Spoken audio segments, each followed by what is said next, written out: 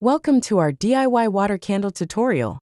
Today, we're diving into the unique world of water candles.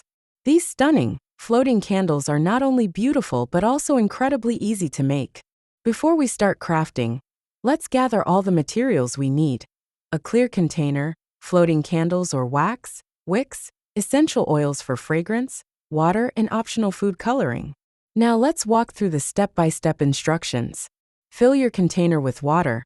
Cut your wicks to size, and let's get ready to set it all up. Choosing the right container is crucial. Consider using glass bowls, mason jars, or any delightful shape that complements your decor. To make your water candle truly yours, add a few drops of food coloring for that splash of color, and a touch of essential oils to fill your space with delightful scents. Remember, safety is paramount. Always work in a well-ventilated area, and keep your supplies away from open flames. Now let's focus on decoration. You can add floating flowers, seashells, or even decorative stones to make your water candle visually stunning. Water candles are perfect for a relaxed evening at home, parties, or even as centerpieces for celebrations. Just imagine the vibe they can create. If you encounter any issues, like the wick sinking, don't worry. Simply anchor it properly, or trim it to the desired height.